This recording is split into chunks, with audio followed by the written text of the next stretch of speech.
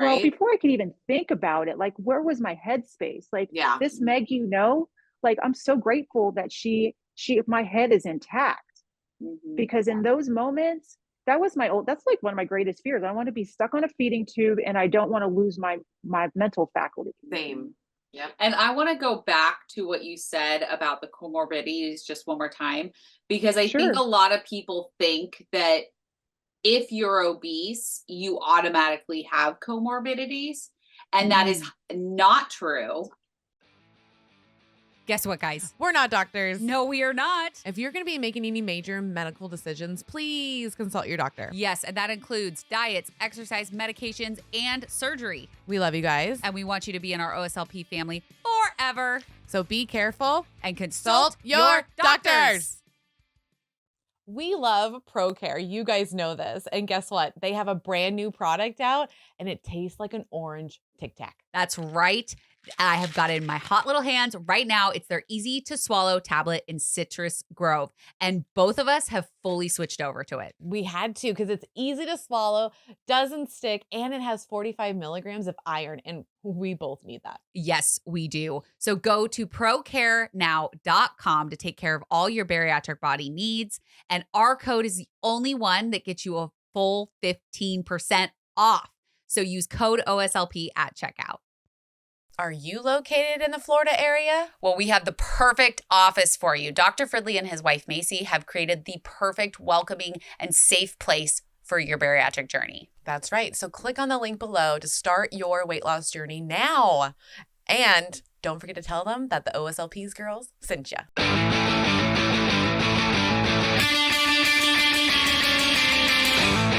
Welcome back, OSLP family!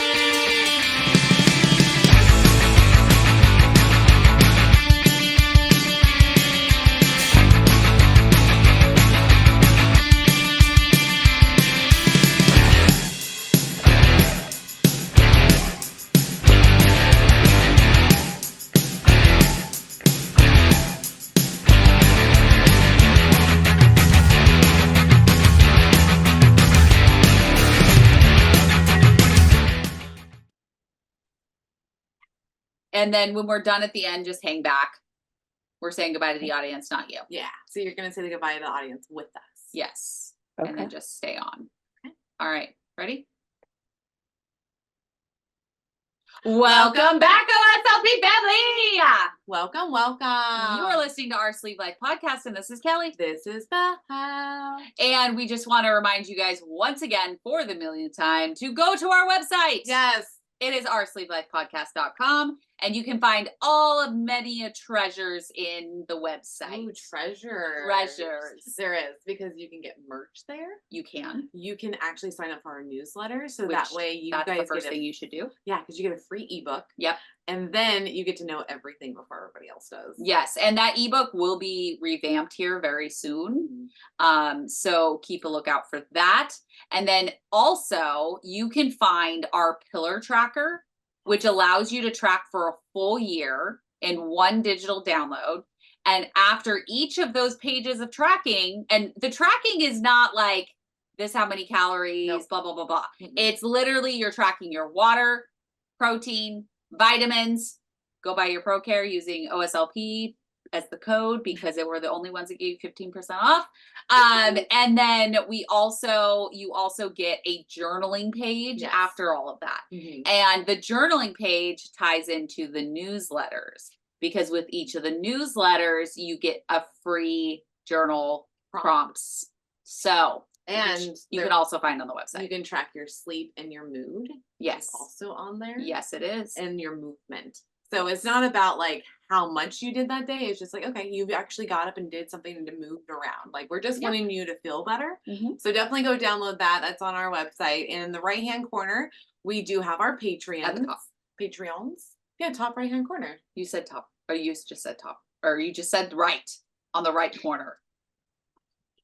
Anyways. Top right-hand corner, we click on it and you will go to our Patreon, where you can pick your tier. And now we really love the $10 or higher one, just because you get the benchies. You get everything. You get everything, basically. You even get like a free, I think that one has a t-shirt maybe, or a mug in it. But you get episodes from us. and you get your monthly call. Are you okay over there? No, you're making me feel weird. Oh, I get it. Sitting here. You're the right hand correction threw me completely off. I'm sorry. Mother trucker. Well, Okay. because I usually am the one that says it. I think so. Yeah. So that's why I'm completely thrown off. So if you want a free way to support us, I'll take your line. Free way to support us, go to YouTube. It's preloaded on your phone. You have no excuses. Get on there. Everybody has a YouTube. So literally no excuses but to do this. Hit the bell, hit the subscribe button so you're notified when future videos like this drop.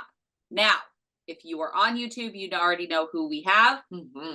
Well, I mean, you get it out of the title most of the time, so you probably already know that who we have. We're recording. Kelly's so technical right now, and I don't know.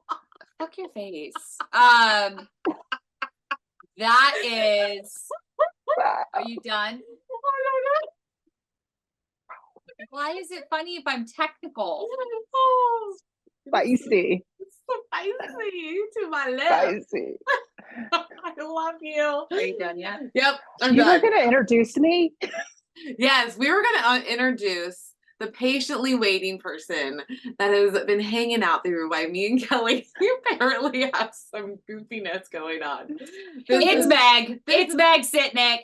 We love her. Yes, we do. She is the curator and host of Bari Adventures. There we go. And she is a bariatric patient. Yes. So welcome onto the show, Meg. It's about freaking time. Seriously. I'm so excited. I feel like I want that Kevin Hart to be popping up. I'm so excited. So excited. I love that. I love that. Me too.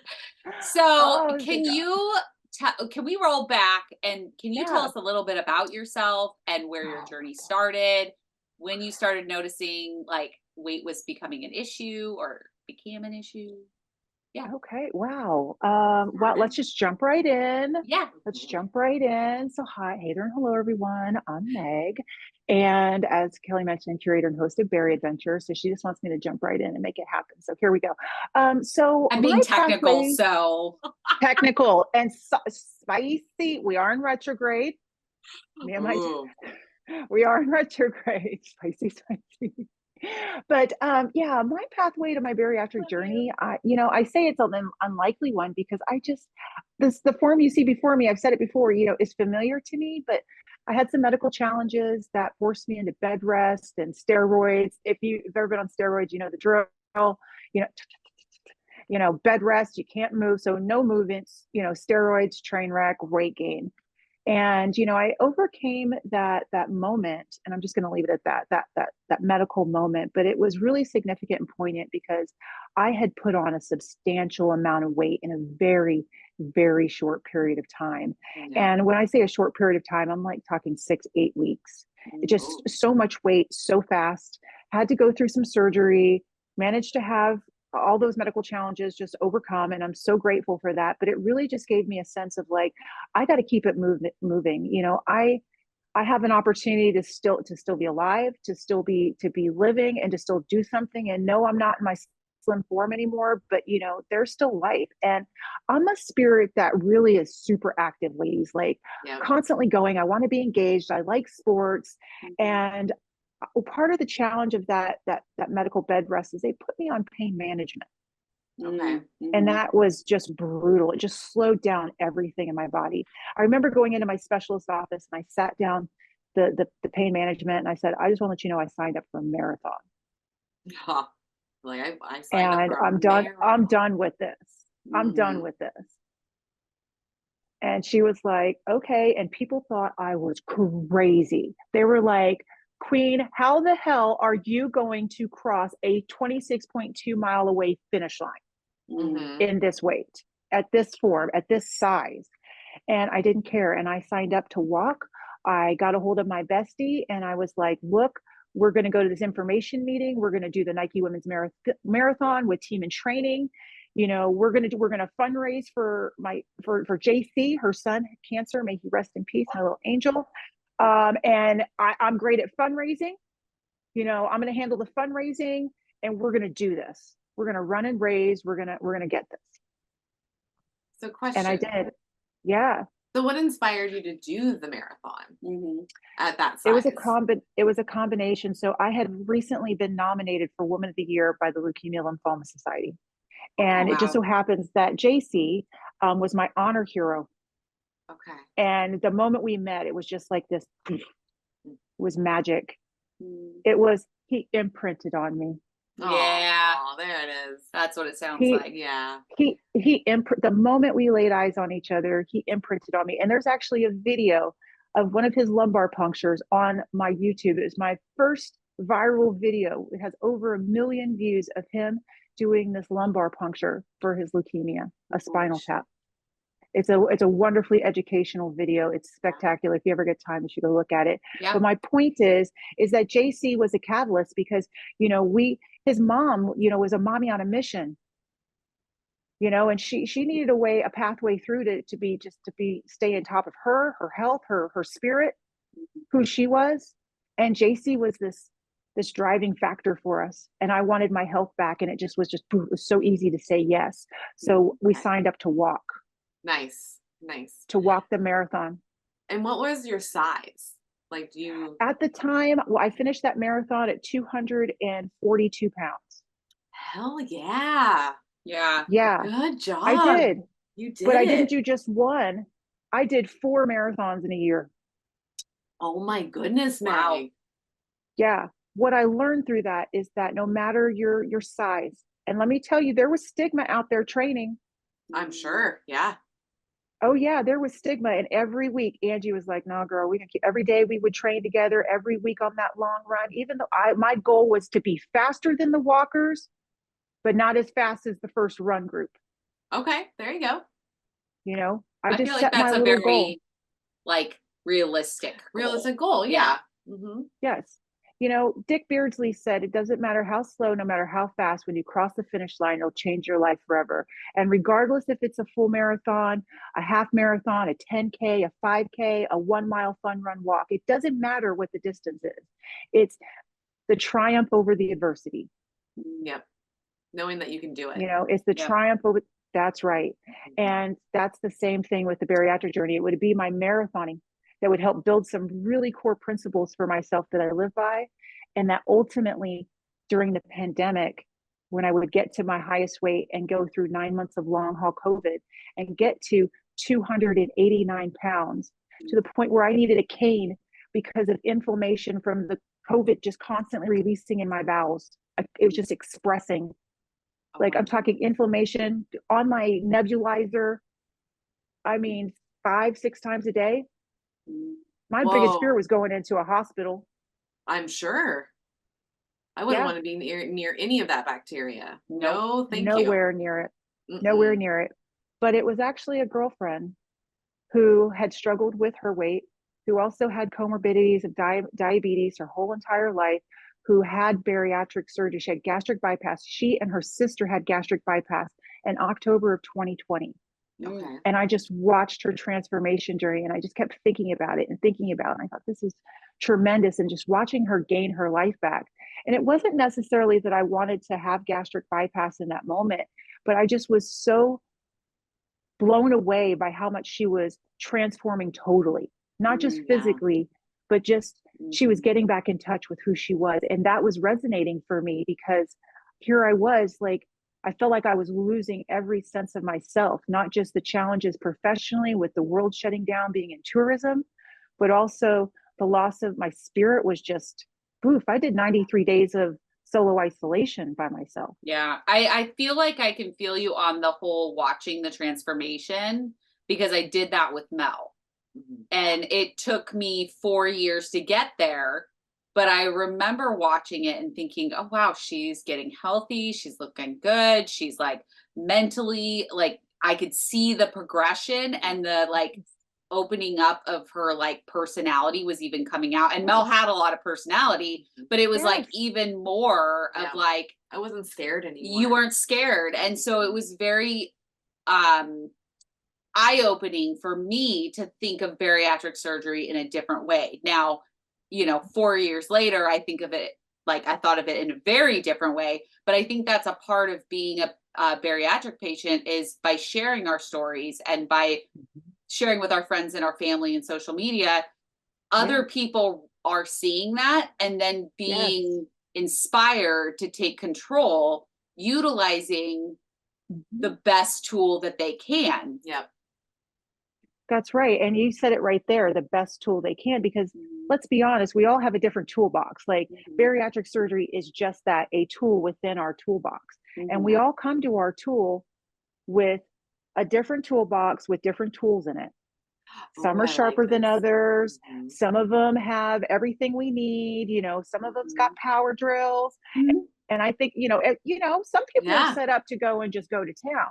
Yep. And for me, that's what made watching her journey so special, was because I knew I had these tools in me. You're like, I already and have they were some tools behaviors ready to go. That would be helpful. I had marathon tools. Like, I already had that medical challenge, and that taught me a lot about who I am. JC taught me so much about who I am, not just going through the marathons and also triathlons at a curvier weight. You know, he showed me so much about personal resilience, determination, commitment, responsibility, fortitude, forward focusedness. We're talking about a small child.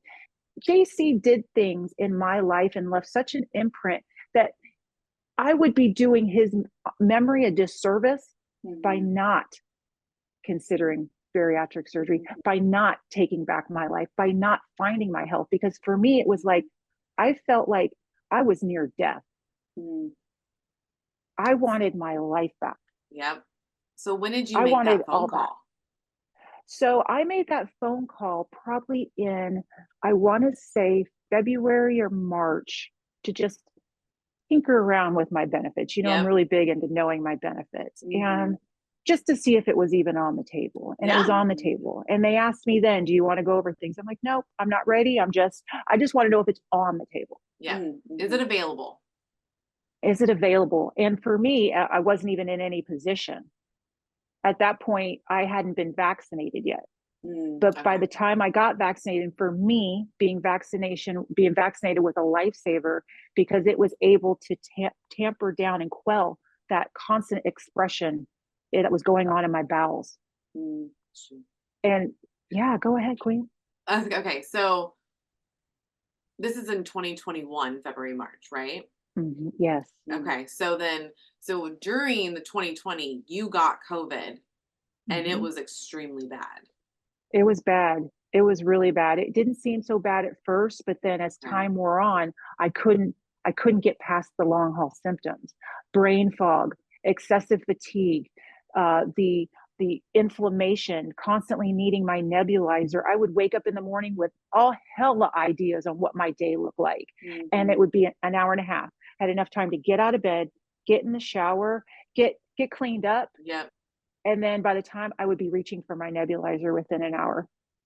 Holy shit. And then that would be the start. And then I would maybe get downstairs and have some morning coffee, and I would start my routine and think I've got it. And then I would be in these hour and a half long brain fog moments, staring out the window, completely aware of what's out there. But if you would have asked me to say that was the red door, my neighbor's red door, which was a lifesaver, I couldn't verbalize it. I saw it. I saw the squirrels. I saw the bunnies. I saw everything. But I couldn't verbalize it. I would be what I would think catatonic might be. Because I would consider that a comorbidity all in itself. I mean, did you think of it in like that way? I didn't. I and it's interesting too, because by the time I was able to really consider, so it was April. There was a photo I think I posted once. It was like my day one. I saw it. And I was like, "Ooh, Queen, like where are you?" Right. Because I do that. I talk to myself in the mirror. I'll be like, "What are you doing?" I do that too. And that was funny. like I will. Not I'll all look the myself time, but dead I in have. the mirror. Yeah. If I'm doing something, I'm procrastinating, or I'm not locking in, I'm like, "What are you doing? What's the fail? What's going on?" Right. And that's ultimately what happened. And then finally, I made a phone call about 2 weeks later back to my insurance, and they were like, "Yeah." And it just so happens that there was a special department that was already set aside within my insurance group. And Nori, Nori's whole role and her mission was to help me navigate the bariatric process. Nice. She was like, I will talk to this coordinator. I'll talk to all your doctors. I'll make sure all the paperwork is in before we submit it. Nice. We're not submitting anything. And then she's like, you have this long, you have to wait. And then from here. And she got that down to 24 hours. But I was fortunate because my comorbidities were, I was obese and I have asthma. Okay. You know, and those fell under. And because I had that increased weight gain and all of those COVID symptoms, that also put me towards hypertension. It put me towards trending closer to my A1C going up. All these little factors that were becoming my comorbidities. Yeah, because of the increased weight gain, because of my inactivity, because of other challenges. And I think that's a big part. Like, you guys are big on reducing the stigma, and I love that. But it's important for people to really understand that obesity itself is a disease, but at the same time, there are situations, there are medical challenges that people get put into. The first one, that was totally female related, lady part stuff. Yeah. Yeah. Okay. That wasn't because I wasn't out there doing my thing. But those circumstances took me to a new place. Yeah. And at the end of the day, I had to live my life at that new place. And I tried to. I did the marathon. I did the triathlon. I did the golf thing. That's why I got those golf arms. I know. Thank you, golf. I just stare at them all the time. Your arms. But people don't realize that, you know, it's not always just obesity. Sometimes there are a lot of times there are other comorbidities that bring about. And for me, it was these other health challenges that brought me to these new weights, and COVID like just slayed it. And I said, no. And your COVID had to get under control before they would do the surgery. You all might be asking yourselves, why do these girls love Just Meat so much? Well, we're going to tell you. Yeah, because so much freaking flavor, guys. Yes, like, oh my God. Insane. And I love to cook, and this has cut down my cooking time like in half. Literally the meat part, 2 to 3 minutes. Who doesn't want that for cooking? And I love, love, love the fact, as a single person, I can cook 1 pack and eat that for the rest of the day, the rest of the week. Yeah. The rest of the week, people. And I love that it comes straight to your door. I don't have to go to the grocery store. I don't know about you, but I don't like going to the grocery store. No. So having this delivered is ultimate. It is ultimate. And you just go to justmeats.co, pick out all your different flavors. You can really mix and match what you want, and then use OSLP 25 for you to get $25 off your order. Go now. Are you feeling a little sluggish? Little lack of protein? Little lack of caffeine? Well, we got the fix for that. That's right. Dive Bar Nutrition has the best protein bars. They have caffeine, protein, and they taste delicious. So head on over to divebarnutrition.com and use code OSLP at checkout. Right? Well, before I could even think about it, like, where was my headspace? Like, this Meg, like, I'm so grateful that my head is intact, because in those moments, that's like one of my greatest fears. I want to be stuck on a feeding tube, and I don't want to lose my mental faculty. Same. Yep. And I want to go back to what you said about the comorbidities just one more time, because I think a lot of people think that if you're obese, you automatically have comorbidities. And that is not true. Because Mel was obese and she didn't have any. I didn't. And if you think about it in a way, is like, even this is what I get frustrated with the insurance about, because they'll say like, oh, they don't qualify because they don't have comorbidities. Right. I was scared of that. But the fact is like, but they will. They will. Yes. Yeah. Like the longer you go, the more chances you have of having high blood pressure, high cholesterol, diabetes, asthma, all of that. And then from that, it gets even worse because you can't move, you can't do certain things. It's just, it doesn't. Well, it becomes like how you and Meg lived. Yeah. Like you guys lived in a very isolated situation. Yeah. And around 4 walls. And I remember that conversation with Dr. Patterson when she came back with all my testing, because you know that one day you go in and you get all the things done, like you blow in the air thing and whatever. I don't know if you guys have to do that. Yeah. I did not have to do that. You did not? No. So like I get all the test results in and she's like, well, good news. You don't have any like comorbidities. I can't even say comorbidities. Well done. Comorbidities. There it is.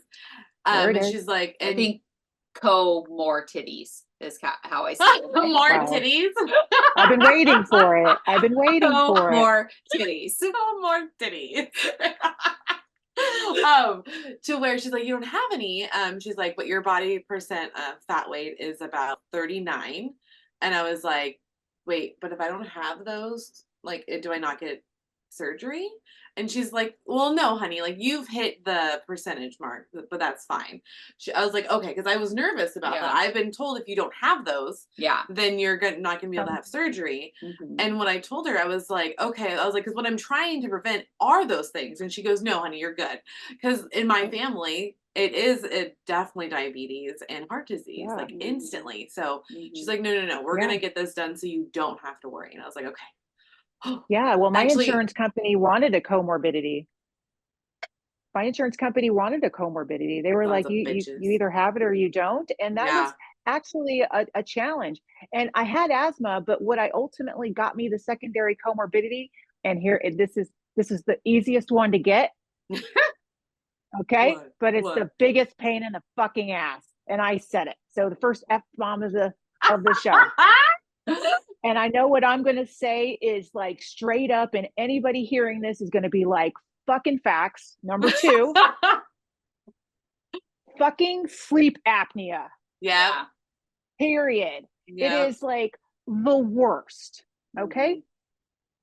Period. Yeah. I had to say it. I couldn't refrain. It's the most honest, factual truth. Like, it may be this easiest comorbidity to have because everybody has it. If you're trending or obese, overweight, there are so many people with sleep apnea, and it's dangerous.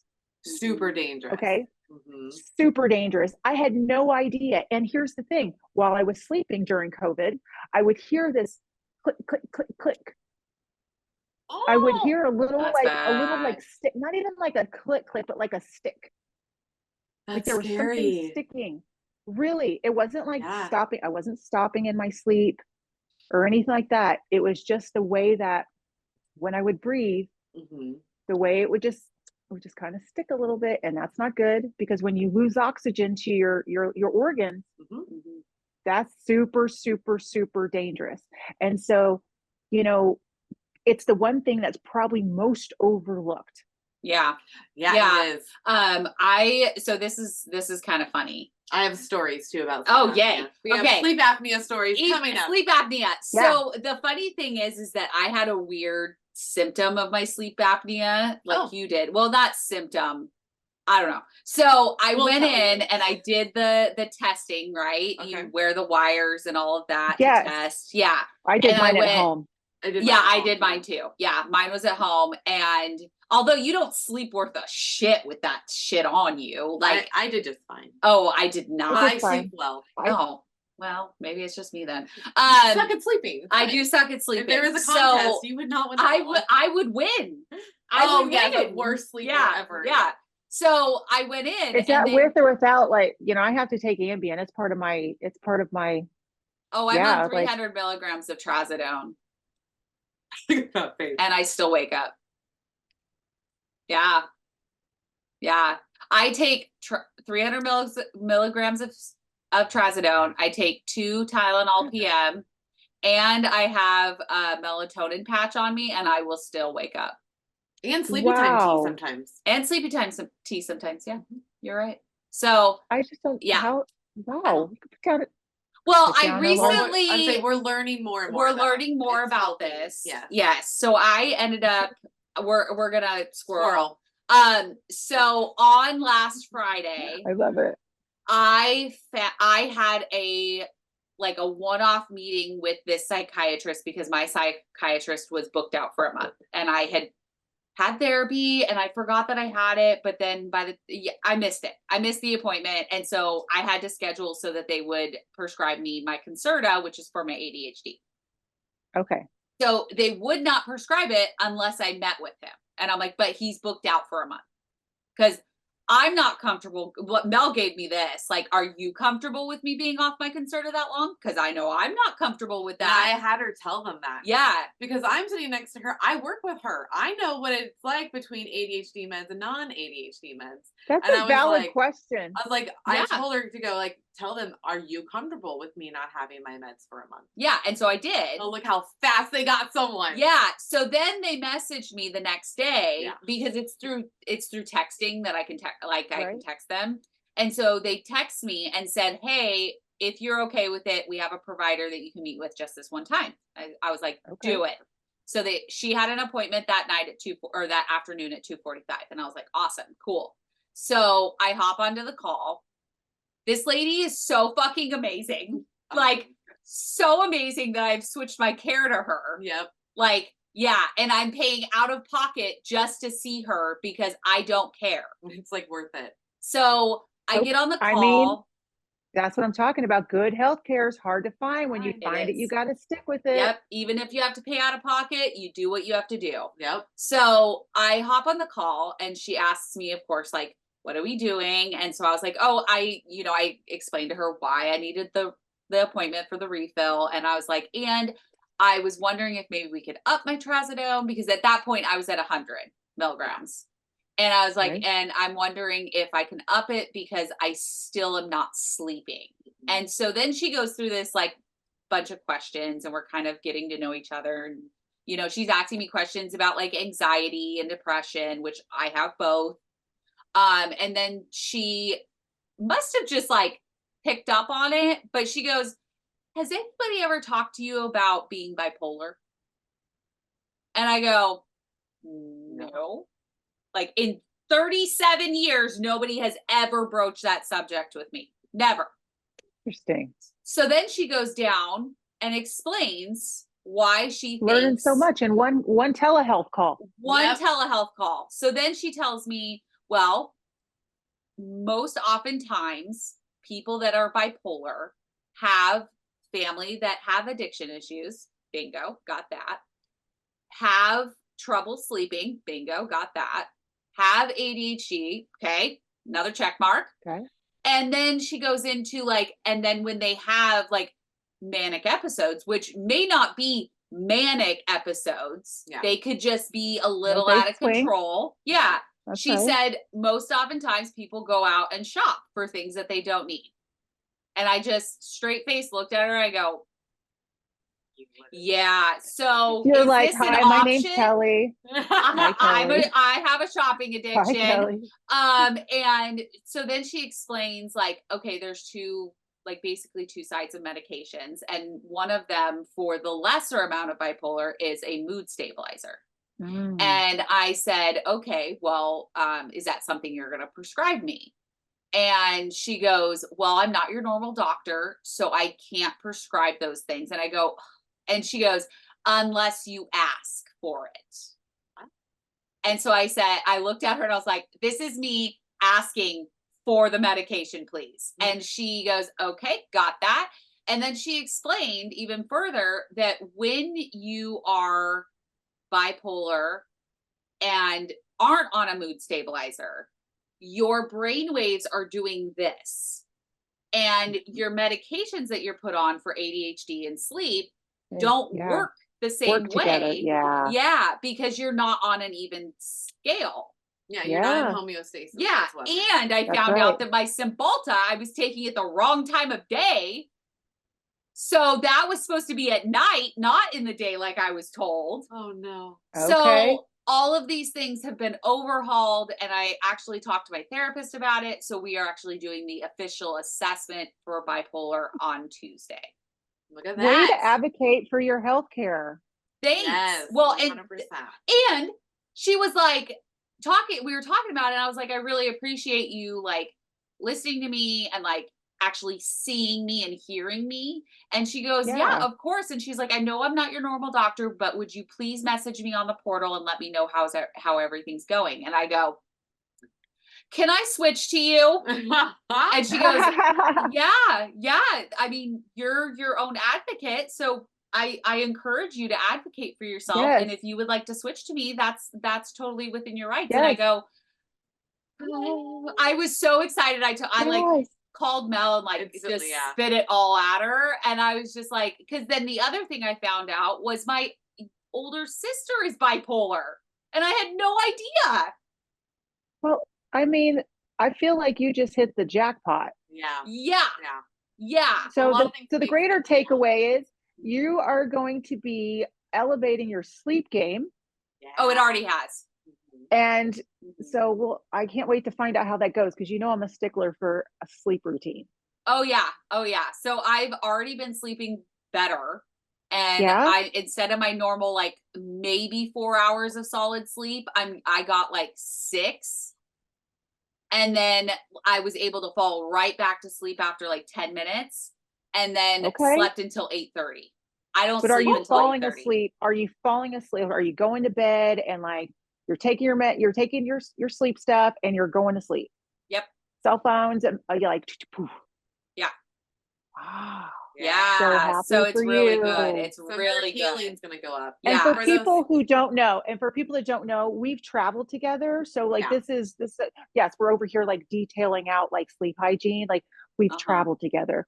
We know each other's like routines. They wake up to me crunching on cashews. So they are aware of my lack of sleep. So I felt it next to you. That was a whole interesting story. Get ready for it again. Because on tour, we laid in the same bed when we were in Philly. Yeah, but I wasn't hooked on. But that's the thing. I wasn't hooked on them. I remember waking up to you just like moving around, but I never watched you or this last one where literally you had the cup of that cashews. Yeah. And her phone. She's just like, I have my phone like, and the cashews. And usually I have it right here. Like 2:30 in the morning. Yeah. No, I can't do the happens. cashews. I love cashews, but I can't do those cashews. There's too much sugar, I think, for me. I gave away the other half. I thought about keeping them and also thought about sending them to you, but then I thought, oh, you're so sad. Oh, I've got 5 bags in my I paid them forward. Yeah. I paid them forward to a neighbor. And I'm with you. I like the ones that you like. The winter. Oh, the winter mix, but thankfully it's only a seasonal thing. Yeah. But I like the big tin of the honey roasted ones. Oh, I haven't tried those yet. And I think, they're really good. Oh, and the ones from Trader Joe's, the sweet and spicy and the Cajun spice. Oh, I love it. Okay, so we were talking about sleep apnea. Yeah. So my funny thing. So my funny thing. My funny thing. So my funny thing is that they were like, okay, so you definitely have sleep apnea. And they didn't call it this, but this is what I took it as, is they basically told me I had a fat mouth. Like I have a lot. I know. I have so many jokes. I mean, I've already dropped the F-bomb 3 times. I know. There's already so fat. I was like, but I have always had a fat mouth. And now that that's why I bite my cheek so many times, because I have more. Is this a sticker? The sticker. What? Wait, I have a fat mouth. You said it like 3 times. And no, I'm just asking if this is going to turn into a sticker. Oh, Kelly becomes a meme of I got a fat mouth. No, like they told me like I have excess, like I have above normal mouth tissue, I think is how they worded it. But no, I was like, so you're telling me I have a fat mouth? Oh, baby's got a thick mouth. That's okay. I hate you. It's okay, boo boo. Yeah. So it's just funny because I learned about it when I went in for my sleep apnea, and now it makes more sense. But so Kelly's got a fat mouth, so that's all. Kelly's got a fat mouth. I had a little click. Mel, like, what's yours? Sleep apnea. Yeah. No? So mine, I don't have a funny story about me. Hold on. What'd you do with it? I don't know, Kelly. I don't know, but I'll just do that. Okay. So mine's not, I remember the test. I did it. I had to I laid just I didn't move, Eric said. He's like, you legit just laid on your back. Yeah, you're a test taker. So you're like, I'm not doing anything to disrupt this test. Oh, you know me so well. That's exactly what was going through my head. Was I like, want, I don't want this up. I want the official clean results. I want to do it right the first time. Totally get it. 100%. So I came back. I don't have sleep apnea. But what was funny though is like, you know, I only did it for the 2 days is when I had to do it, and I took it all off. And I was like listening to Eric, and I was like, did you hook him up? Yeah, it's so scary. Yeah, like, okay, so he wouldn't put it on, but I did ask. But I did record him because he was like, it can't be that bad. And I go, it's bad, bro. And he's like, I was like, no, it is. Because he would go, like, he would breathe all the way in, and then it's nothing. Just pause. And I started counting, and I was like, at first I got to 36 seconds, and I go, wait, when do I hit him to start breathing? Yeah. Right away. Right. Oh, I would have fucking hooked his ass up, and I would have, like, while he was sleeping, like, hooked him all up, and then I would have on his face, something. I would have talked to the doctor and been like, okay, so this is what happened. I hooked my husband up while he was sleeping, and I would like you to analyze that information, and we will come back. It was so bad, and he listened to it. He's like, Jesus. I'm like, yeah, bro. Like you're going 30 seconds sometimes. The longest I let him go was 45 seconds. Just I was like, okay, like this is scary. I know you got that look on your face, Kelly, but you're kind of like, what do you do? Like it is what it is, and it's kind of like you want to stop you want them to start breathing, but you're like, you kind of need to get a gauge at that point. Well, yeah. I mean, my thought process is that why he's so brain damaged? Probably. He's not getting a lot of oxygen. But it's funny because I can say that because I know him, and he's a But what's funny about Eric though, because he's a small guy, but when he does gain weight, it's all in his neck. So his sleep apnea that he says he doesn't have, even with recordings, it just gets worse as his neck gets so much thicker. So that's why I was laughing, because I thought that you were gonna say that, they told me I had a fat face or a fat neck.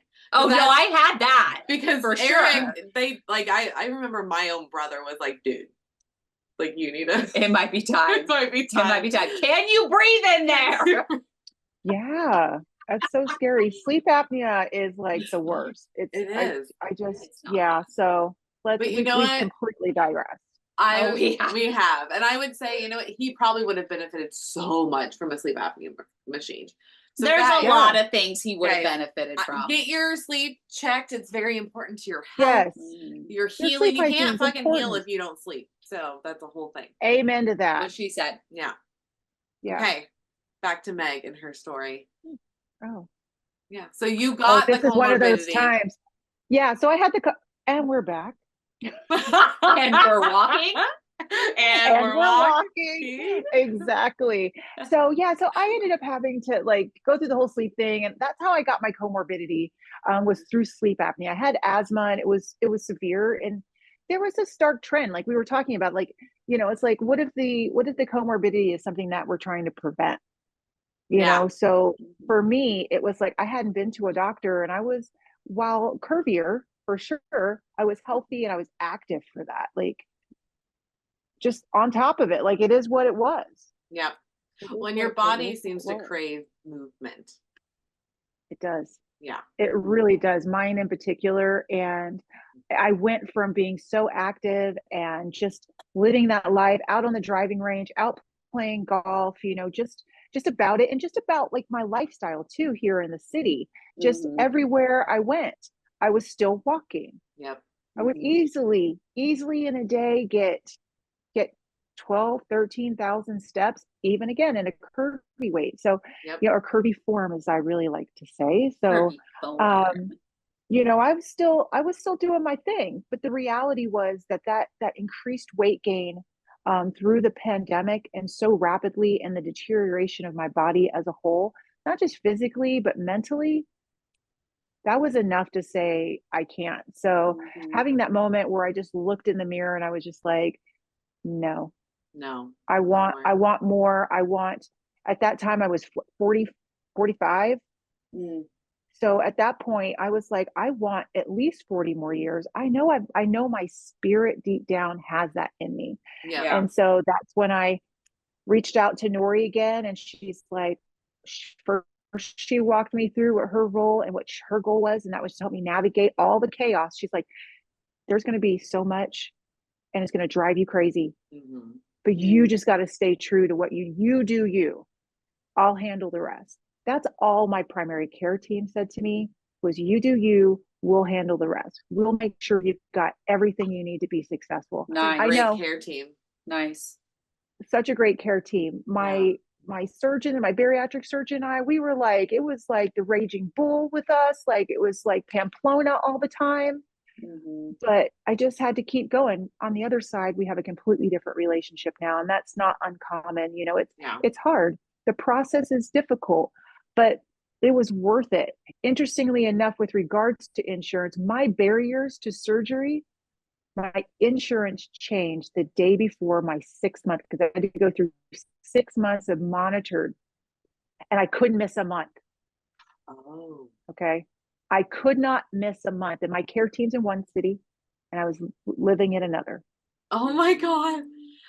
Oh no. Okay. Yeah. I had decided to just, it's in Wichita is where my care team is. And I was living in Scottsdale, but I wanted to have a support system, and I knew I had a built-in support system in Wichita.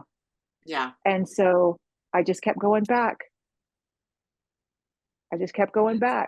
And I was committed. And then that day before, Nori's like, I don't know if you want to hear this, but you know, you don't need to go to your last appointment. Excuse me. I was like, say what? He goes, I don't know if you noticed, but your benefits have changed. You know, we've removed that barrier, you know, trying to make it easier for people in emergent situations. Right. People with way more challenges than admittedly I was bringing to the table.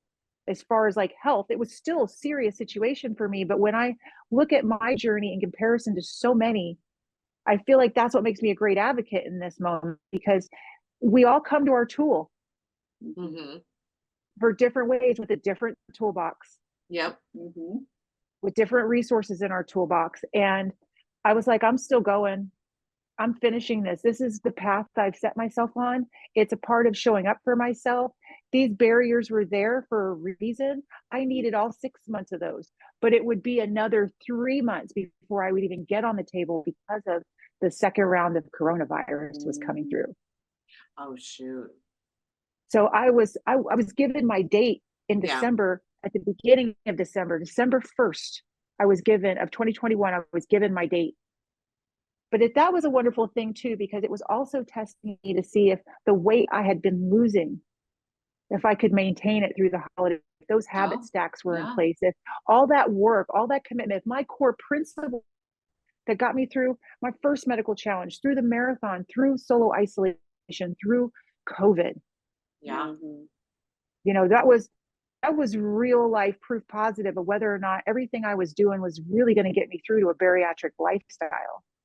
And I just stuck strong. Good. I stayed focused. I kept my head down. I was like, if I can't do it now, and my surgeon was the one, if you don't lose this by this, you know, I'm not doing it.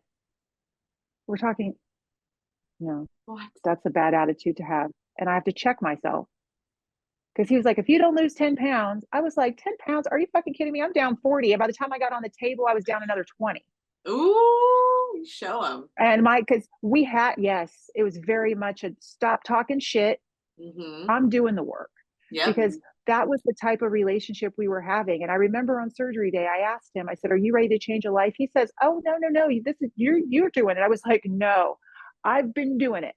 Today, you have to do your part. Yep. Today, you got to do the surgery. Today, you've got to show up to do your part to support my decision to change my life. Are you ready to change a life today? That was literally the conversation I was having with my surgeon before I went in. And he was late too, ladies. How rude. And I was the first one on the table. So no anti-anxiety. Oh, my anesthesiologist was a fucking rock star, kept me super low-key chill. Gotta love him. I was like, I need positive energy and juju while I'm under. I need you to take care of my spirit. I need you to, he's going to get into a headspace, and I know it's awesome, but don't let that shit creep in. Don't let that. I need good stuff. Yes. Yes. And that now on the other side, the relationship I have with my surgeon is completely different. Is it a lot better? Absolutely. Like it's a lot better, but it's also too, like, he now truly sees, like, this girl meant no joke. Yeah.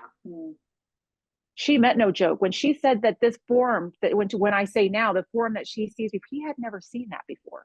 No. He had never met the drive. He had never met the Meg that had done so many other things before I even had my first medical challenge. Before, who the hell got me over for marathon finish lines in a year? I mean, it's so crazy. Yeah. Give you so many props, man. Yeah. You know, so once now it's a whole different conversation. Now, like, don't get me wrong, there's times where it's like, oh, you're just a success story. It was like, man, I'm just fucking committed. I'm just committed to my journey. I'm committed to who I am. I'm committed to my habit stacks. I'm committed to my principles. I'm committed to those 40 years that I want. 38 to go, 2 down. Yeah. You're so cute. I'm going for 40, and I'm going to do everything I can to get there. Regardless, there's going to be other hurdles. I mean, bariatrics is just one element. There's still, I still got to be mindful of those other health challenges. Well, and I still got to take care of myself. Can you explain to the listeners, like, how you do cope with things now? Like, how is it different? I think what's different now is I look back at my former self. So for me, for the pandemic, it's like when I think back, like, oh, back in the day, it's like 2018. Okay. Like anything before 2018 is just like, it happened, but it just doesn't like stick. I think of my former life as like, it's a version of who I am. It's a part of what's made me, for sure. It's foundational, but she's no longer with me. She's with me in spirit. Her essence is with me, but everything moving forward, I deal with it through my 4 founding principles, you know, mindfulness, movement, meaningful conversation, and self-mastery. I work those every single day. I don't play with it. It's what got me through 93 days of solo isolation in the midst of the worst and most tragic days of life. For some people, the pandemic was like nothing. Like, it was just like we were shut down. For others like me, it was devastating professionally, and it was devastating physically, and it was devastating emotionally. And if I didn't stick to those foundational principles, those principles I had used to overcome previous medical challenges in my former life, through persevering through a marathon, through helping JC and his journey, that was just reiterating, like, you got to have principles to live by, and you got to put them into practice. And so waking up every day with an attitude of mindfulness and having that movement in my life and having meaningful conversations and focusing on self-mastery, those are the ways that I cope with every day of my bariatric lifestyle, because I know if I want 40, I got to do the work every single day. Because if I don't show up for me first, I can't show up for you guys. I can't show up for my community. I can't show up for people in my life, my friends, my family, anyone. Well, and even if you did show up, it wouldn't be 100%. Yeah, it wouldn't be. And the people around me know when I'm not showing up as my full authentic self. And I've also learned to say, I can't bring myself forward in this way. Right. You know, and I think that's what bariatric surgery does for so many people, is it helps them really connect with how they can truly show up for themselves and for others, but for themselves first. Yes, people have children they want to be healthy and well for, spouses or their family, you know, just for a litany of reasons. But then the question comes back around to, once you've done that, how are you living your life? How are you showing up in the life you have? And ultimately, that's what circled around it to have me, you know, create the vertical from my travel business that is Bari Adventures, because it is about living out your best transformative lifestyle. It is about having these life experiences. These are the reasons beyond the people in your home, like that's all great. But now, when are you living your life for you?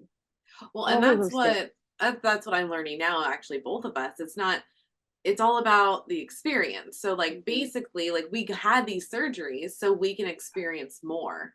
And what I love is like you're bringing to the table Bari Adventures. We're like, hey, we all talk about going out and doing these things and going to Bali or going to Hawaii or wherever, but how do we do it? You know, like how do we actually do this? And so Miss Meg came up with Bari Adventures. Tell them about it.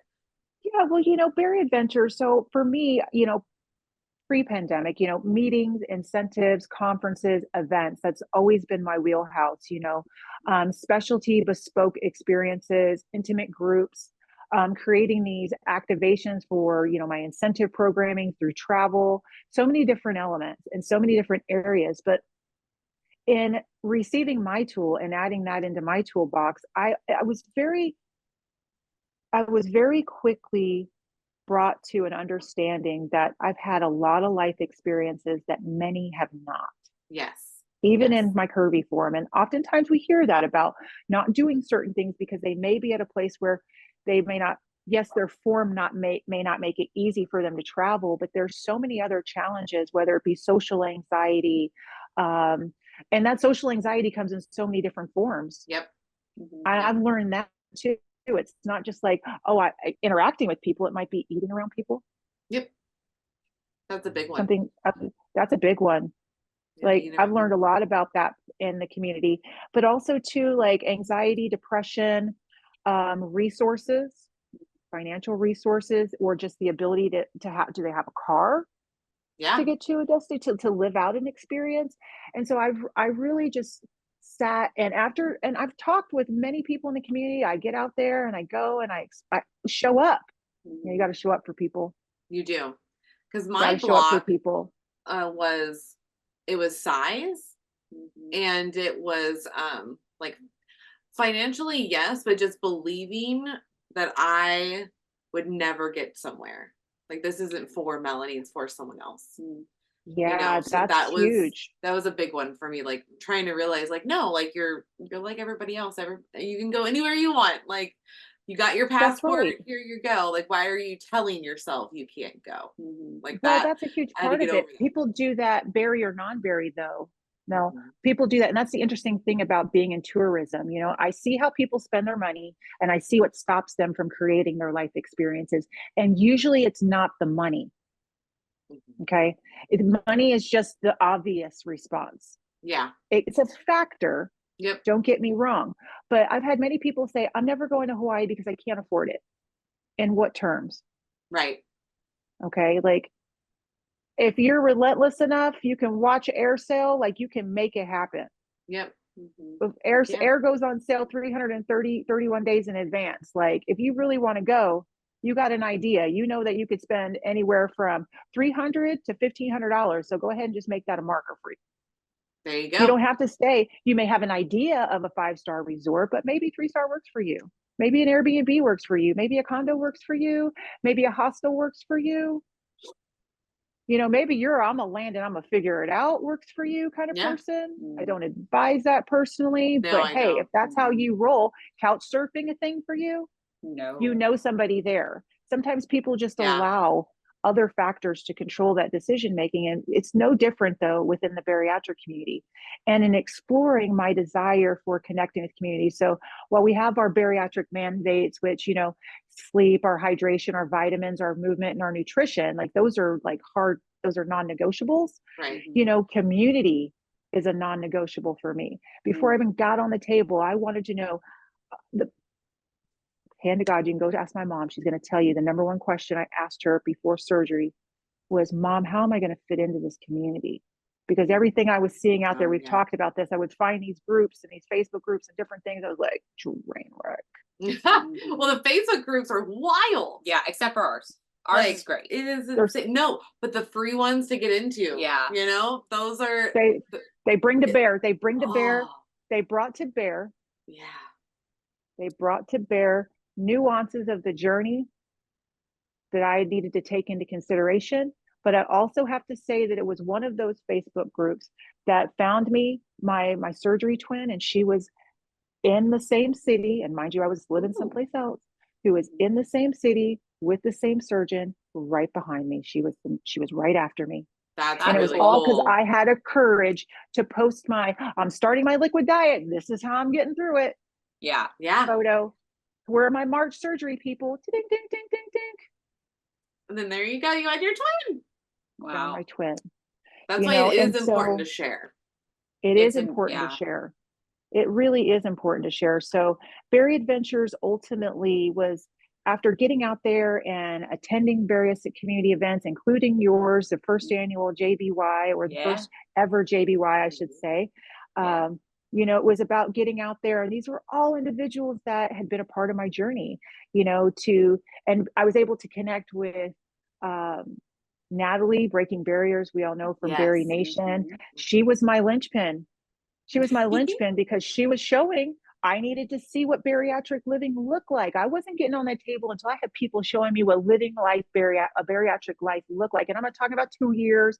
I'm not talking about 5 years. I wanted to see. And most people think she's so young. What could she possibly know? That young woman has lived through so much. And she was showing me perseverance, commitment, responsibility, determination, all those core factors that I resonate. Why? Because my little angel, that's what he kept showing me. That's the leadership he showed me. That's really cool. He showed me what triumph over the adversity is. Natalie showed me what triumph over the adversity looks like. They gave me examples. She's been through it. And so seeing that community element and getting out there and talking with people, and people would ask me, are you going to do travel? Yeah, I'll do travel programs, but it ain't even about that. It's about creating experiences that are about connecting. And that's why I've always said, you know, Bari Adventure experience will never be more than 30 people. Ever. I love that. You know, they may be 4 people, they may be 8 people, they may be 10 people, they may be 39 people. Never. Never 39. Never. Not even 30 people. I was gonna say, in the Chai Weekender, like, that was a great time, and we got to experience so many different things, and I again was like, holy crap! I never thought I would a bunch of different people be here, and then meet other Bari friends. Like, it was great. And I think what was really amazing is, one, it was a small group. Like, we moved around the city the way I move around the city. We did. You're fast. You know, it was like, it's one thing to come to Chicago, but are we doing the Chicago thing? Right. Like, I'm going to show you Chicago, but I'm not going to make it touristy. We're going to have fun. We're going to see things, but we're going to enjoy it. But ultimately the goal was to be sure that we were having an experience that was connective, that we were experiencing, we were exploring, we were having conversations, and we were actually building relationships that were going to be so much more impactful. And everybody came from different sectors. That's what was even better. You know, so a few from the Pacific Northwest, and that has turned into some really fruitful relationships for you. And then also too, like, it was wonderful to have new friends from down in the Southeast and to see consistently. It's such a joy to build relationships and hear from the Chicagoland area as well. And so it's like knowing that you have people and you have a tribe and a community and a support system that is interconnected. And that ultimately too is where those mini meetups come up. And those abilities. So if I'm traveling, then I can connect with community there, which fuels my spirit as well. Cup. Well, because like I liked the being a small group, because we actually got to hang out with everyone and experience everybody and learn things. And the fact we had things to do together, like no one else will I have those experiences with except for them. Like that was the first time and only time I'll do the 360 Chicago thing. I was just gonna say, you cried in front of a bunch of new people. I did, and that was very vulnerable for me, because I was like, I remember looking over after I was like having that panic attack or whatever it's called, and like I'm like, oh, I don't even know these. I was like, I don't even know these people, and like they came up to me, was super nice, and was like, hey, do you need anything? Like, maybe do you want to slowly walk forward? Like, how do you want to, like, I was like, oh my God, you guys are like taking care of me. But that would only be with that group. Like, but you know what I loved for you guys? And I hope you felt this, but I love that until you had to turn on and do your show, you were just there. We were just experiencing it. You were just Mel and Kel, doing Mel and Kel's thing, having your experience. and like, oh, we have to switch on for a little bit. Okay, cool. And then back in the game, back in the moment. And that's important, because I want people to always be able to show up as who they are, be themselves authentically, be comfortable in their environment to have conversations or not. We had everyone from, newbies, yeah, to those who have been on their bariatric journey for 5 years. Well, I'm 8. You're 8. So you were our elder. Yes. Yep. The OG. Yeah. And then we had OG plastics. We had, people with, different challenges or dietary needs, and everyone was able to take time to understand them, share as much as they wanted to. I felt well received as well. Like, I didn't feel stressed out. Like, Good. I mean, as a planner, there's a certain level of stress that comes with it. But I felt comfortable too in the experience too, because I was getting ready to prepare for a second round of plastics, and having OG plastics around and support, just to kind of like, just subtly just bring me forward, just relax my spirit a little bit. Well, and that's exactly what you needed at that time. Yeah, I think that's what's cool is like, I encourage anybody that's listening to join any of those like events, especially the little meetups that are from Bari Adventure, because she is giving you the full experience. Like, it was very seamless. It was. So that was really cool to just walk on in. Even with the Chicago 60 thing, like, I was scared, but like, there was a path of where we needed to go, and like everybody was like getting everything together. It was awesome. It was really good. And you need to make friends. Like, I think it's very important to have friends that are in the community. Like, you can have your normies, but you need to have a couple. That way you can always kind of like stay on track, and then have someone to talk to when you have those feelings that other people just don't understand. Well, I think that if you are worried about going to public events, with all these people that you don't know, I just think that should be the least of your worries, because most people in this community are just looking to connect just like you are. It doesn't matter the follower count. It doesn't matter how far out or how new you are. It's literally just at a core meaning of just connecting. Well, and we hear it all the time that people come and they were scared, and they were just sitting in the parking lot and weren't going to come in, and then they do, and then they're like, I'm so happy, because we all welcome you, because we all know it's scary. It is scary. Well, and I think it's also important for us all to remember, and I mean, again, you guys have been friends a long time, but even at separate places in your journeys change, your interests change, where you're at and how you relate changes. And so having a diverse pool of, community and perspectives within that community is super important, because the things that you enjoy 1 year out, 2 years out, 3 years out, 4 years out, they change. And as you connect in the community, I mean, we're all humans. We have bariatric surgery to bring us forward. We have so many commonalities, but the realities of the circumstances are there's going to be times where your spirits are not going to necessarily always be aligned. And you're going to need different things, and certain people are just not going to be able to support that. And that is okay. That is okay. So being able to trust who you are, and you get that, we build confidence through our community. We really do. We really build confidence through our community. But I encourage you to, if you're out there and you're just looking for a reason to connect with somebody, it could be just a cup of coffee. If there is a group that you're a part of, or somebody that's just down the street, or even a local group within your surgical community, maybe your coordinator has a little support group. We've actually attended others. They're for my office, it's virtual. It was in person, and then COVID happened, and then virtual happened, and I think that virtual is much more comfortable for people. So I think that they just kind of stuck with that. But we've done both. We've done in person and virtual. So and I think that's great. But here's my real gut instinct about that. And maybe that's why Bari Adventures is what it is. But I feel like we've been sitting in a virtual realm for so long that, particularly within our community, particularly with our patient care coordinators from our core groups, it does us a disservice to stay in that virtual realm, because once we've received our tool, we've got a community, especially if we all live near each other. We'll just say, for the sake of conversation, we all went through the same program. We see each other virtually. Now, why wouldn't I come have coffee with you? Right. Why wouldn't I come celebrate and support you? Like, don't you have a cute outfit I know you're dying to wear? You do know that too. Because I know you do. So let's just create that excuse and let's go. And a lot of my Chicago connections here, they are doing it the solo route. But I've met them because it could be like, for example, my favorite bartender, one of Chicago's famous bartenders, dear friend of mine and a client. But as soon as I moved back to Chicago, he's like, hey, I want to introduce you to a friend who had bariatric surgery. You just need to meet him. And he had told this individual about me as well. And because I'm sharing my journey. And I've had many people just like, hey, I just want you to meet this person. I just want to meet. And so every once in a while, I just get a little text message.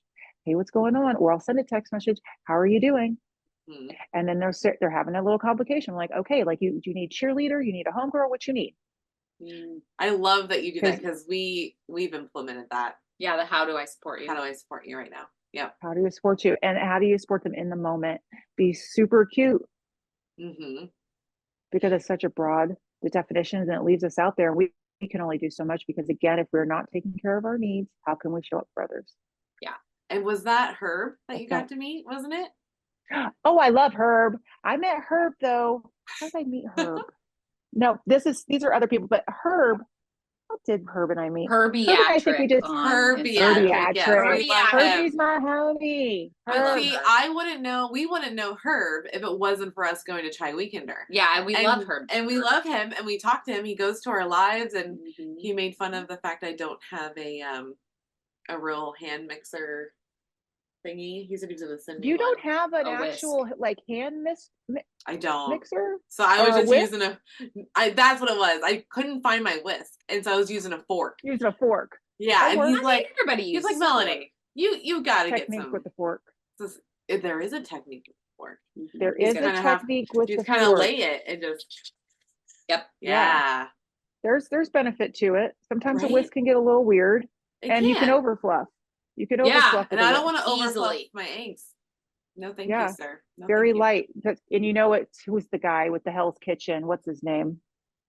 Oh, Gordon Ramsay? Yes, he's very particular about how to properly make scrambled eggs. And but his eggs do not look good. They're not my particular. Yeah. Yes, they're very light. I like mine a little more firm. Yes, I do too. But he's very particular on not allowing too much air into your eggs. Yeah. Yes. I don't live by that rule. Not with that in the least. I let all air into my eggs. Welcome air. I like fluffy, airy eggs, to be honest. As long as they're not burnt, I'm gonna go. I don't like the I don't know. I watched him do that, and I was breakfast scramble, Mel. Ooh, it's your breakfast scramble. It is so good. So good. Well, long overdue. I perfected it. I have a new style. And only reason why I have a new style is because the last Airbnb we were at, I had to turn on all the burners to figure out which burner actually worked. Yeah. And then I only had one pan. He didn't even have dish soap or hand soap. Or salt and pepper. And I was like, this is really weird, bro. So I actually messaged him, and I bought all these things for the house, and I sent him a receipt. Yep. And he reimbursed. He did reimburse. Because I was like, how do I wash my hands after I'm touching eggs? I had to go into my own side bathroom with my Dial soap and fucking clean my hands. You have to be, I'm a constant finger washer. Constantly. Just a little. Yeah. Just a little bit. Yeah. I can't just wash my fingers. If I'm going to wash my hands, it's a full wash. It's a full wash. A full wash. But yeah, so I basically slow cook my scramble and layers in one pan. And I think it tastes better. It tastes better. I did it yesterday, and I had the leftovers today. Yeah, we both. Yeah, it was so good. It was. So I'll make you the new way. Yeah, I feel like it's so much better. You do need to cook your sausage a little bit longer. Yes, I will agree on that one. Okay. I did not do it all the way. Yeah. I mean, I was like, these are a little light. Just at one time, Mel. Just at one time. One time. Yeah, that's right. The way you made it in Florida, though, They were perfect. They were like crispy and like dark. And I mean, I can tell you what I did wrong for that. What? Okay, so I dropped my my peppers and my onions in. Okay. And I was supposed to put the sausage in like fairly quickly after that. Okay. But Melanie got distracted. It happened. So I was like, shit. By whom? Oh, by Nene. Oh, okay. Yeah, this is a Nene. And so you asked the question, Kelly, and I was thinking it. So thank you. You're welcome. That was by Nene. And so like I was cutting them because I like to put them in little chunks now. And so, which I like better. Right. And I started to smell the onions and the peppers. I was like, shit, like they're almost done. I need to drop these as quick as possible. So I threw all the sausage in and I just let it get done. So that way, like we don't get sick. I have questions. Okay. Yeah. So I dropped those in, let them get done enough so we don't get sick again. And then I dropped my eggs in. Okay. Then I the stir eggs. it all together. Yeah. Did you think about removing the onions and peppers, cooking the sausage the way you like it, and then adding them in it? Absolutely not. Okay. Yeah. No, because you got to have, it's a whole browning process. Yep. And then they've got all the onions and the peppers have to sweat through. They've got, she's got to lay. Yeah, but if they're almost done, first. Wait for them to be done, put them in a different container. Oh, I could have. Okay. These are could have things. Okay. But I panicked. I was like, that's okay. You made a panic decision. Yeah, I'm like, no, these go in. Get them in. I'm not the only one. I didn't brown them. That's the deal. I just got them done enough. Yeah. And then I dropped the eggs in and I noticed. Look at that face. I noticed. I noticed. I'm the weirdo that likes my hot dogs and my sausages black like my soul. Almost like burnt as fuck. Your soul is not black. How do you know? Have you seen my soul? Yeah. I see it all the time. Do you? Yeah. She waves. I'm sleeping? No, she waves every once in a while. But I'm here. She's black. Shining. She's black like my soul. Oh my God. You're ridiculous. Black moon Lilith. We all know where I'm going. So I'm just saying. Dark side of the moon. Why would you go to hell? The dark side of the moon. You don't know everything about me. Oh, for the things that I know about you, I wouldn't send you to hell. Well, I mean, if I was the judgment, that would not happen. I mean, I've just automatically always assumed that's where I'm going. You have never hurt anybody. You have never, and on purpose, intendedly. Who have I hurt? That's what I'm saying. You haven't.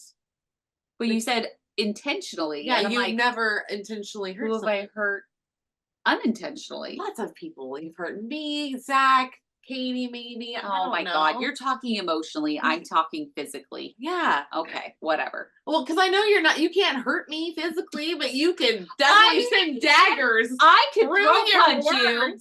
I knew it was coming. I was about to say somebody's about to get throat punched. I knew it was coming.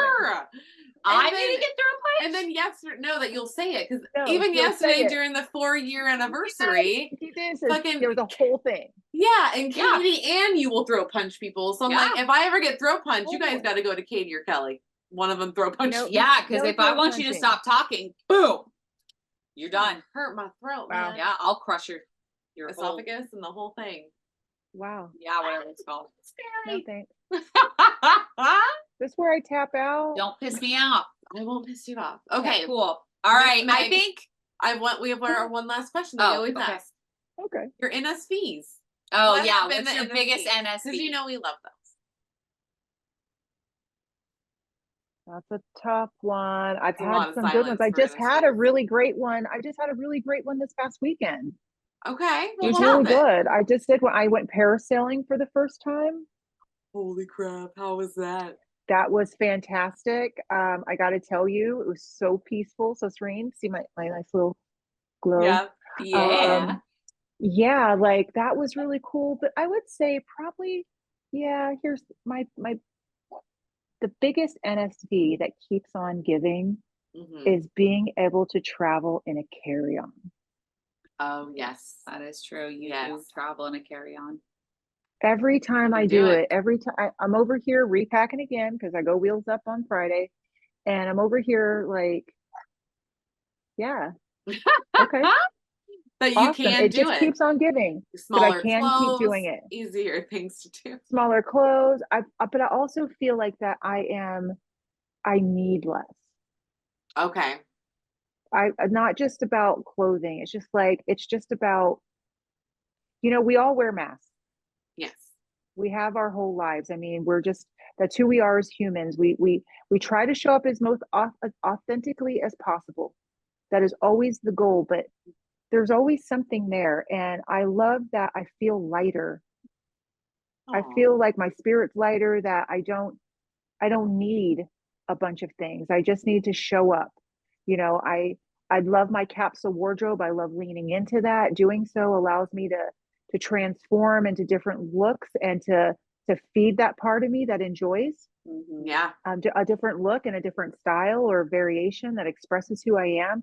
But I love that I can neatly package it up and right there, and that I'm portable, and then I can get out and I can go meet these moments. I can say yes. Yeah. That I'm more focused on saying yes than what I'm putting on my body or in my suitcase. Yeah. I love it. You're not wrong. So 2 things about that. One, when you said masks, I was going to say face masks or Halloween masks. Where are we leaning? And what do you mean? She said we all wear masks. Yeah, and I was like, we are we talking wear, face masks or Halloween masks? No, I mean, just like masks is like who we want to be. Like, do we want to show we want to be professional? Do I want to be party? Do I want to be gala? Do I want to be this? Which hat are you?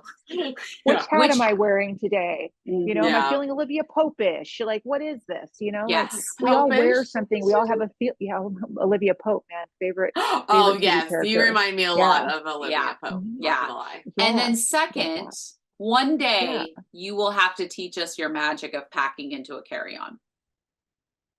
Yes. Yes. Yes. Because we do not carry light. No.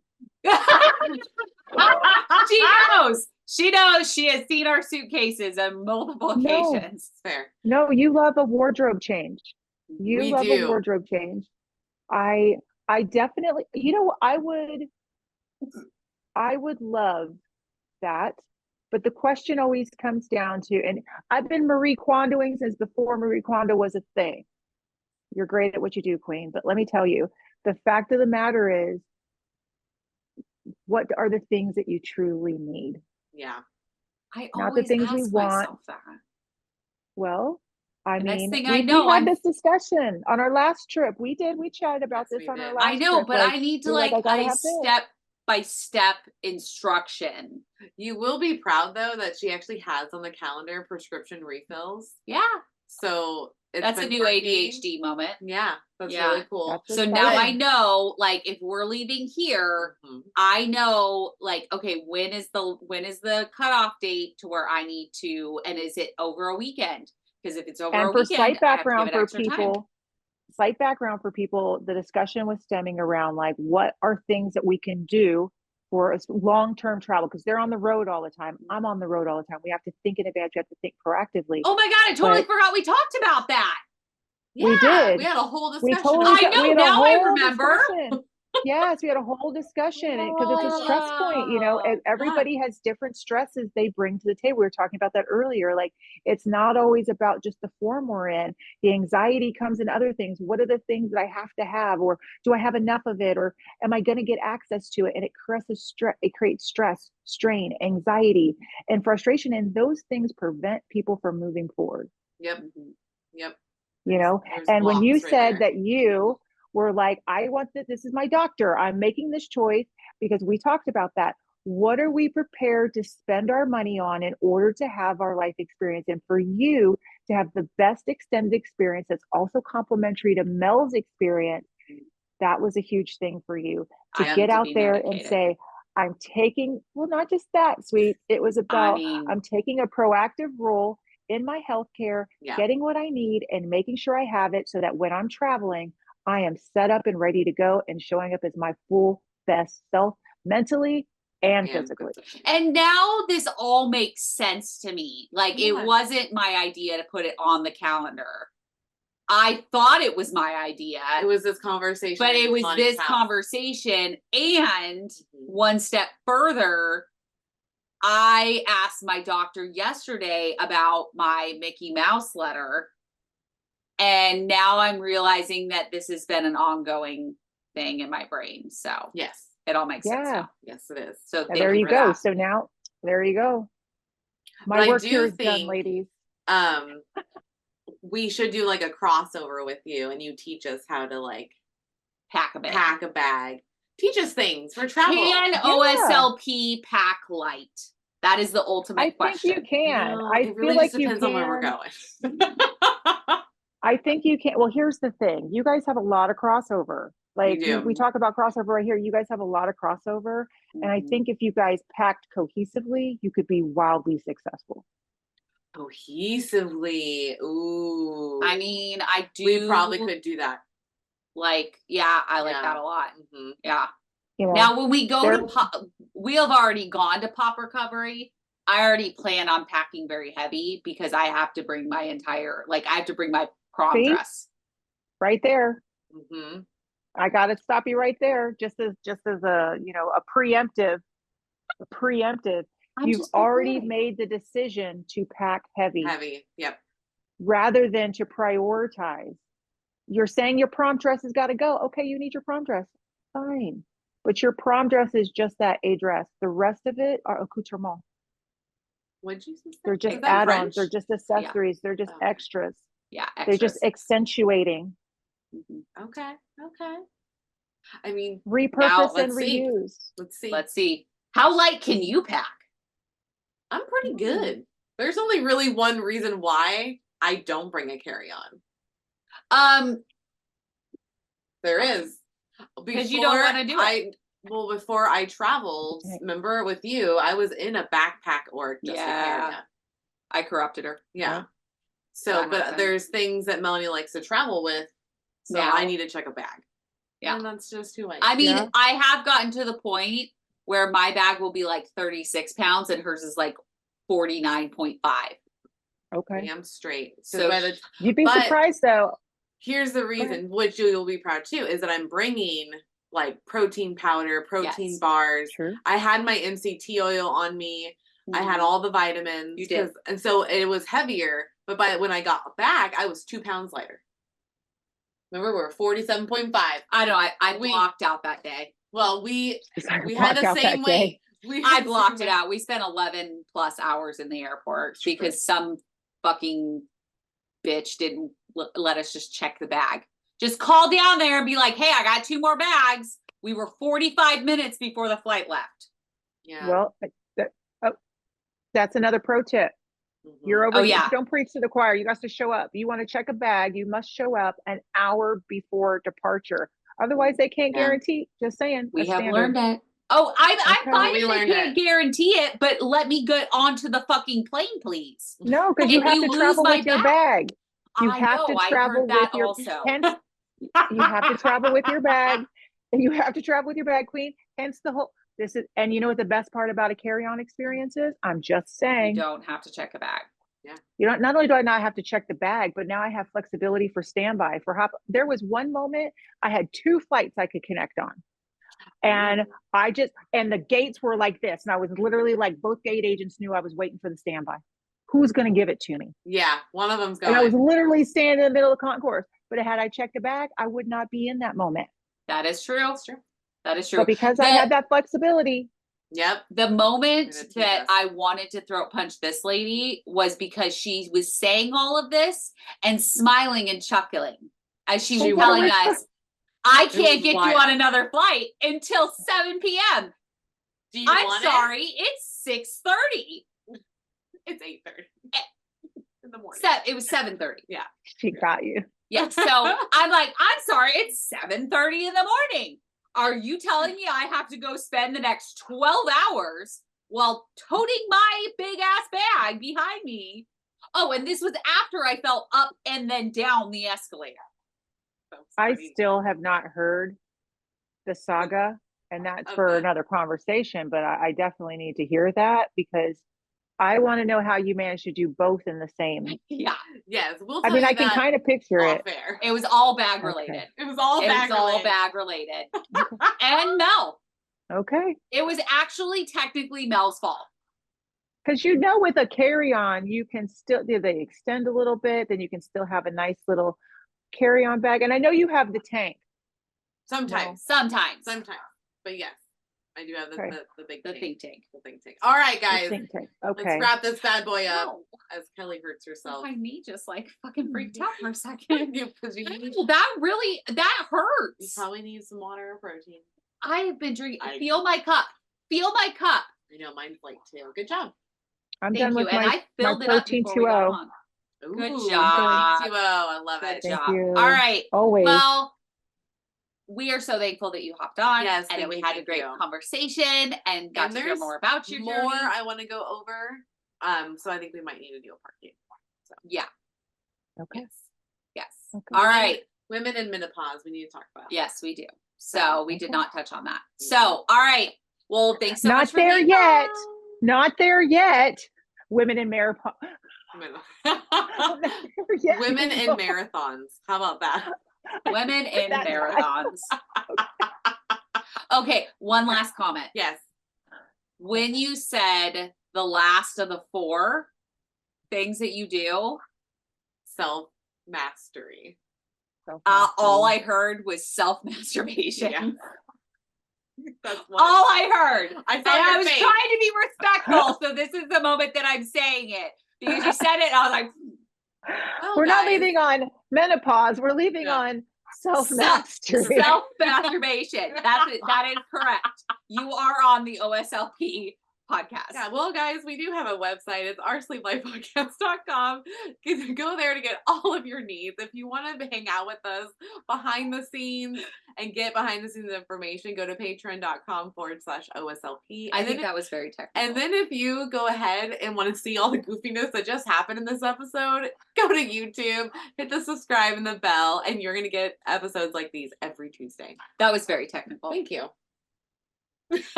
Fuck your face. And we love you guys. I don't love her, but I love you guys. And we will see you next time. Bye. I don't love her, but I love you. Oh my God. You can't reach me. I know. Oh. Get over here. No, don't.